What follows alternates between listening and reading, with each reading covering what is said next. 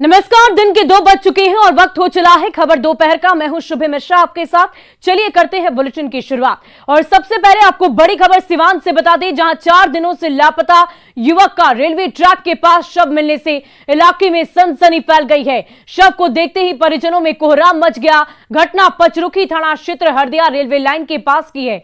परिजन हत्या की आशंका जता रहे हैं। बताया जा रहा है कि सुरेश राम मजदूरी का काम कर अपने परिवार का भरण पोषण करता था, जो कि 4 दिन पहले लापता हो गया। फिलहाल शव मिलने की सूचना पर पुलिस मौके पर पहुंचकर जांच में जुटी है। वहीं इस घटना से आक्रोशित लोगों ने चाप गांव के पास हाईवे को जाम कर हत्यारों की गिरफ्तारी और मुआवजे की मांग कर रहे हैं।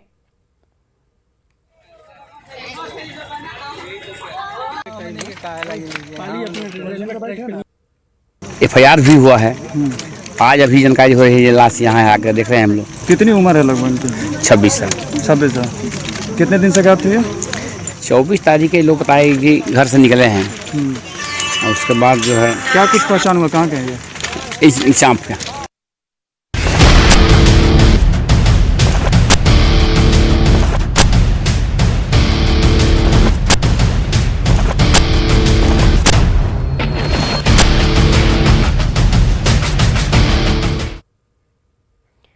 और फुलवारी शरीफ मॉड्यूल के पकड़े जाने के बाद देश के गृह मंत्री यानी कि अमित शाह ने PFI के देशव्यापी नेटवर्क को ध्वस्त करने को लेकर एक्शन प्लान बनाने और टेरर फंडिंग पर शिकंजा कसने के लिए एजेंसियों को निर्देश दिए थे। इस मॉड्यूल के पकड़े जाने के बाद पता यह चला था कि PFI प्रधानमंत्री नरेंद्र मोदी पर हमले की योजना बना रहा है।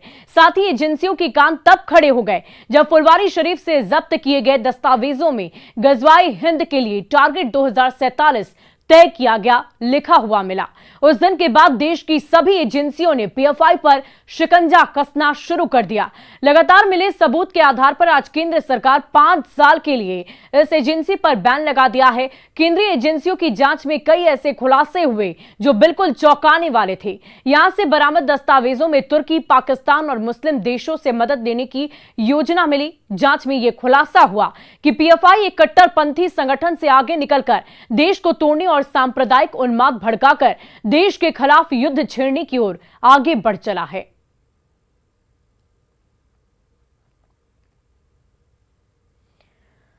वहीं PFI पर लगाए गए बैन पर लालू प्रसाद यादव ने बड़ा बयान दिया है। दिल्ली में नॉमिनेशन के बाद लालू प्रसाद ने PFI से जुड़े सवाल पर कहा कि PFI ही क्यों, RSS पर भी प्रतिबंध लगाया जाए।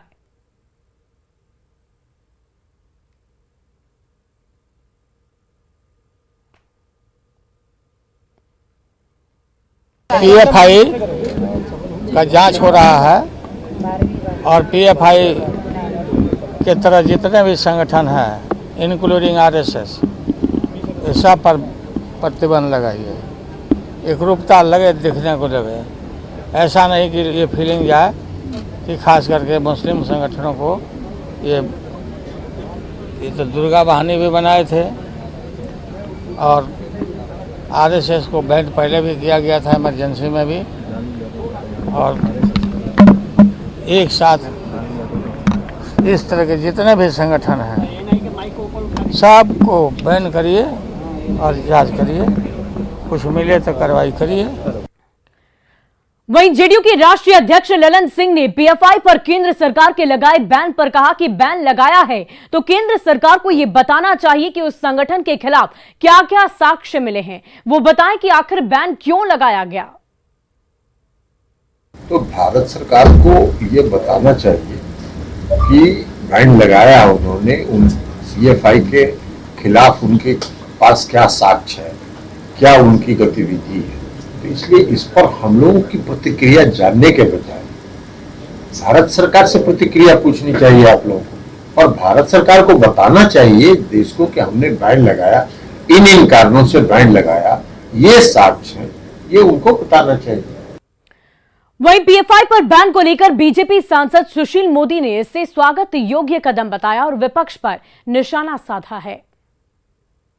यही महागठबंधन है जो बिहार में PFI को अपना नैतिक समर्थन दे रहा है, उनको बचाने का काम कर रहा है। राष्ट्रीय जनता दल के एक बड़े नेता श्री शिवान तिवारी, वो PFI के कुछ वॉलंटियर्स ने जब पाकिस्तान जिंदाबाद का नारा लगाया महाराष्ट्र के अंदर, तो उसका समर्थन कर रहे थे।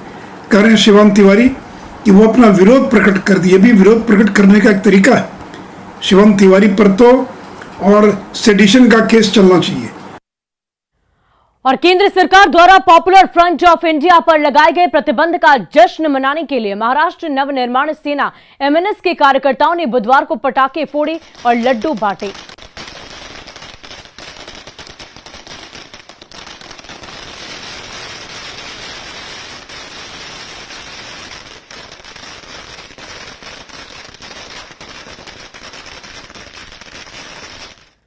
और देखिए, आरजेडी में अध्यक्ष पद का चुनाव होना है और इसको लेकर आरजेडी सुप्रीमो लालू प्रसाद यादव ने नामांकन कर दिया है। राष्ट्रीय अध्यक्ष पद के लिए आज ही उन्होंने दिल्ली जाकर नामांकन किया। 10 अक्टूबर को राष्ट्रीय अध्यक्ष का चुनाव होना है। नामांकन में आरजेडी के बड़े नेता मौजूद रहे। दिल्ली में आज लालू प्रसाद यादव ने नामांकन किया। 12वीं बार लालू प्रसाद यादव निर्विरोध राष्ट्रीय अध्यक्ष के तौर पर चुने जाएंगे।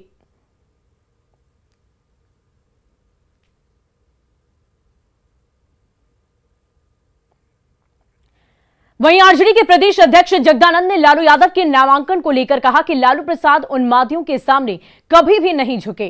लालू प्रसाद विपक्षी एकता की धुरी रहे हैं। उन्होंने कहा कि लालू यादव आज भी भारत के नेतृत्व को बदलने की ताकत रखते हैं, इसलिए राष्ट्रीय जनता दल उन पर पूरा विश्वास करती है।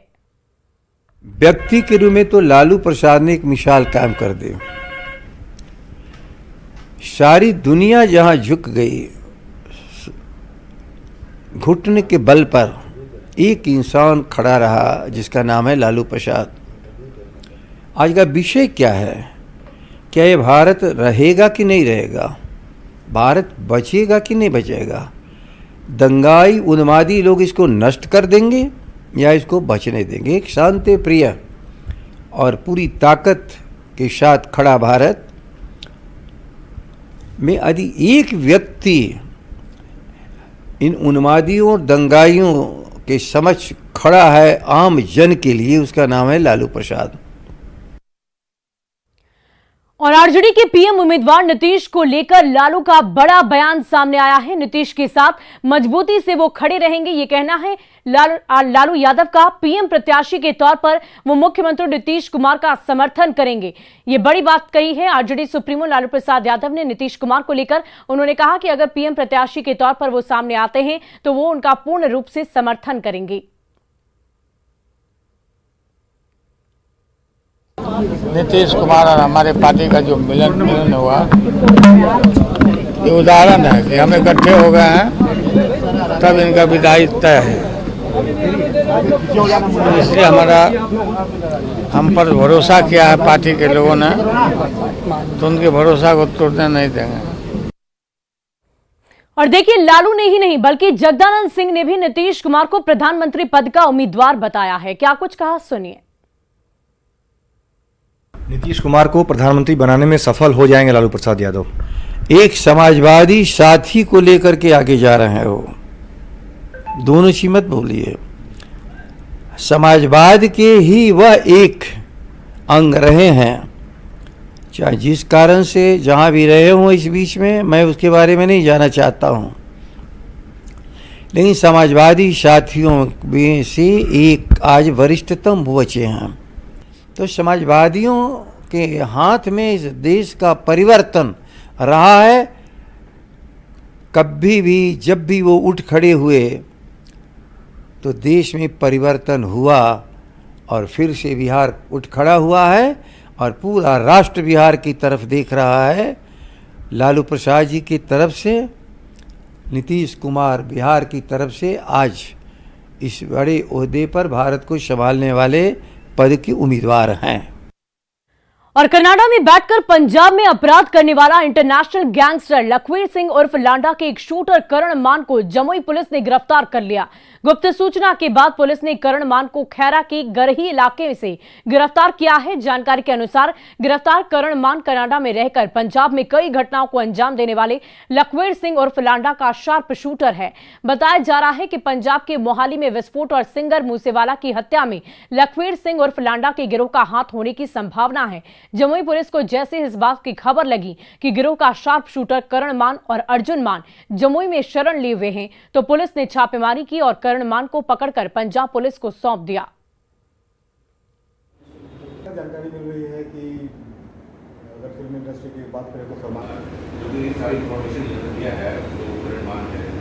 शेख महोदय जमुई को सूचना मिली थी कि पंजाब के एक मोस्ट वांटेड अपराधी जो है वो गढ़ी थाना क्षेत्र अंतर्गत अणुआ बाग में शेल्टर लिए हुए हाइड आउट है, जिनका ये कहा जाता है कि ये लखवीर सिंह उर्फ लंडा जो रेसिडेंस ऑफ कनाडा के हैं, बेसिकली मूलतः पंजाब के रहने वाले पर कनाडा में सेटल है, ये उनके साथ शूटर थे। कनाडा में बैठकर पंजाब में कई घटनाओं को अंजाम देने वाला इंटरनेशनल गैंगस्टर लखवीर सिंह लांडा के एक सहयोगी को जमुई जिले के खैरा इलाके से गिरफ्तार किया गया है, जिसका नाम करण मान बताया गया है। जो पुलिस से जानकारी मिली है, करण मान यहां पर बीते कुछ दिनों से छुपा हुआ था। सूचना के बाद जमुई एसपी ने एक टीम गठित कर एसएसबी और जिला पुलिस के नेतृत्व में छापेमारी करते हुए करण मान को गिरफ्तार किया है। बताया जा रहा है कि करण मान जो लखवीर सिंह लांडा का शार्प शूटर है, और यह जानकारी यह भी है कि सिंगर मूसेवाला हत्याकांड या फिर मोहाली विस्फोट में लखवीर सिंह लांडा गिरोह का ही हाथ है। ऐसे में जो करण मान की यहाँ से गिरफ्तारी के बाद उसे पंजाब पुलिस के हवाले जमुई पुलिस ने सौंप दिया है और आगे की कार्रवाई हो रही है। वहीं जिस घर में करण मान रुका हुआ था, जहां रह रहा था, वहां से भी एक शख्स को गिरफ्तार किया गया है और आगे की छानबीन में जमुई पुलिस जुट गई है। केसी कुंदन, न्यूज़ 18 जमुई। और चलिए अब अगली खबर का रुख करने गोपालगंज जिले के एक छोटे से गांव उजवालिया की रहने वाली शशि पांडे ने दिल्ली में हुए 37वें स्टेट शूटिंग चैंपियनशिप में बिहार के लिए गोल्ड मेडल जीता है। कड़ी मेहनत और संघर्ष कर कामयाबी पाने वाली बेटी की पूरी कहानी देखिए इस रिपोर्ट में।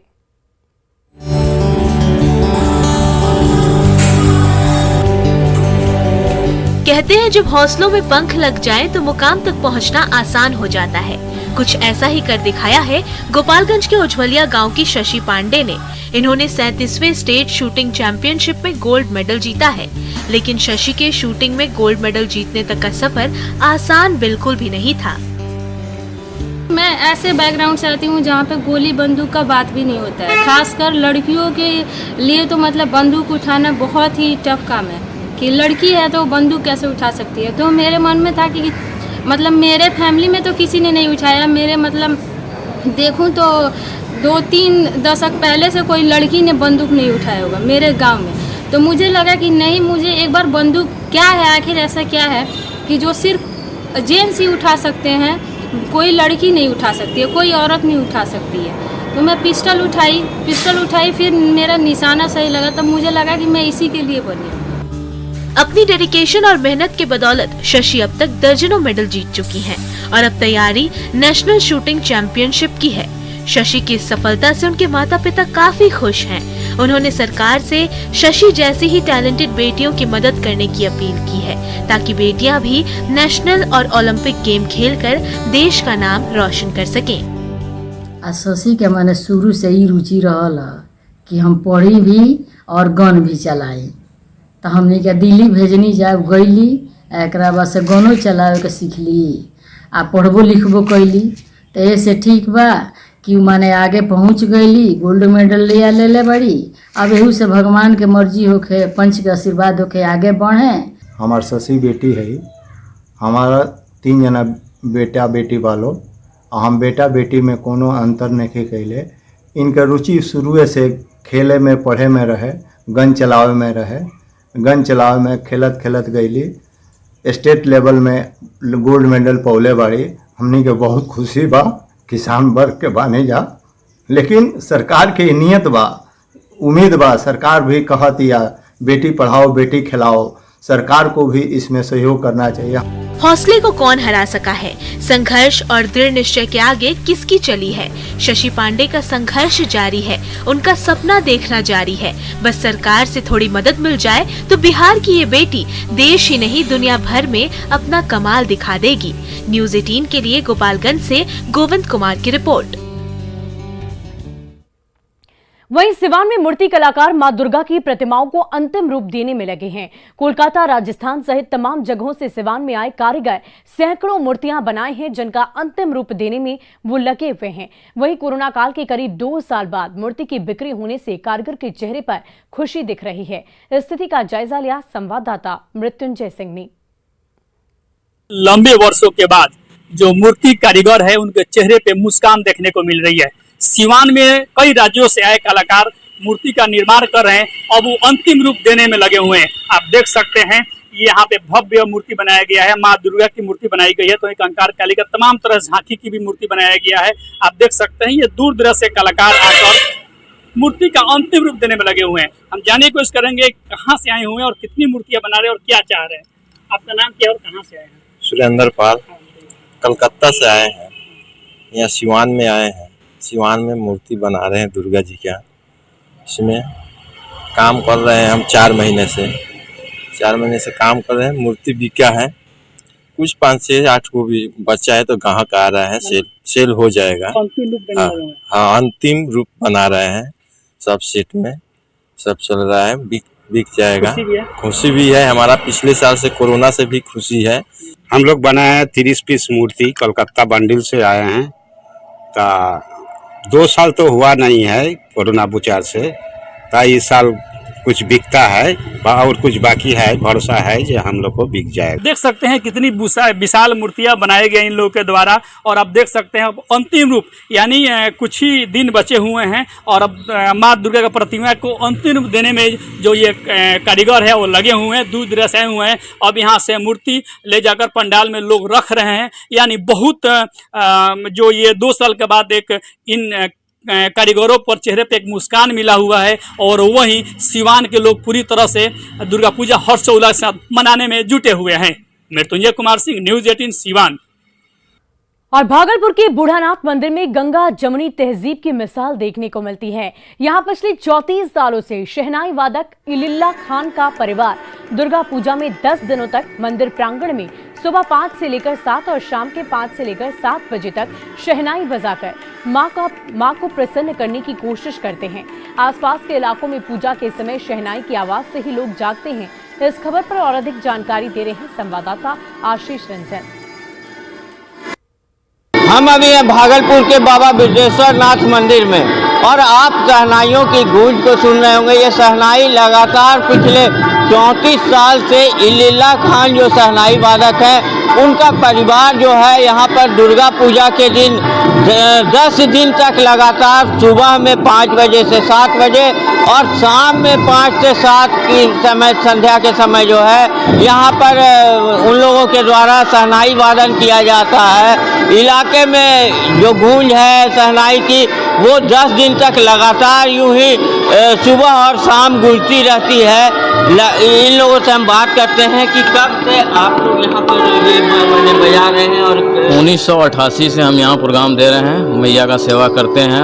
हमारे बड़े भाई इलिल्ला खान साहब थे, 34 साल हो गया हम लोग को बजाते हुए। 17 में उनका निर्धन हो गया, उनके बाद से हमारे जीजा ये बजा रहे हैं और सेवा करते ही आए हैं और जब तक रहूँगा जिंदगी जीवित तब तक मैं सेवा करूंगा। पिछले 34 सालों से जो है यहाँ पर ये सिलसिला जारी है और इन लोगों का कहना है कि अगर जब तक ये लोग रहेंगे तब तक लगातार ये सिलसिला चलता रहेगा और आगे आने वाली पीढ़ियों को भी ये दे के जाएंगे कि इसी तरह से यहाँ पर ये शहनाई वादन पूजा के समय करेंगे।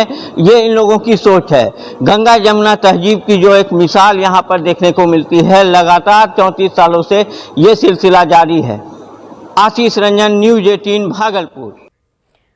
और देखिए, नवरात्र की शुरू होते ही कई जगह पर डांडिया का आयोजन भी शुरू हो गया है। नवादा के अलग अलग संगठन और समितियों से जुड़ी महिलाएं एकत्रित होकर डांडिया कार्यक्रम आयोजित कर रही हैं, जिसमें बड़ी संख्या में महिलाएं हिस्सा ले रही। इसी सिलसिले में उड़ान संस्था में भी कई महिलाएं डांडिया नृत्य में शामिल हुई और जमकर डांडिया खेला। फिल्मी गानों से लेकर भक्ति गानों पर वो खूब डांडिया खेली।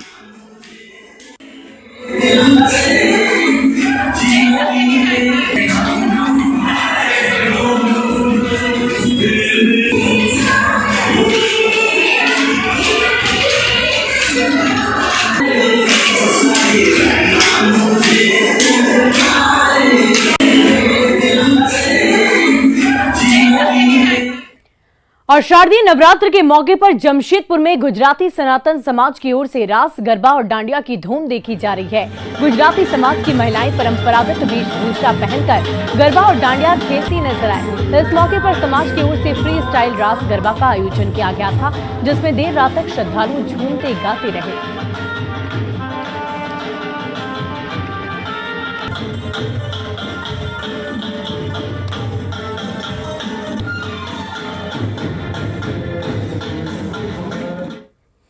और फिलहाल इस बुलेटिन में अभी के लिए बस इतना ही, लेकिन न्यूज़ 18 बिहार झारखंड पर खबरों का सिलसिला लगातार जारी है।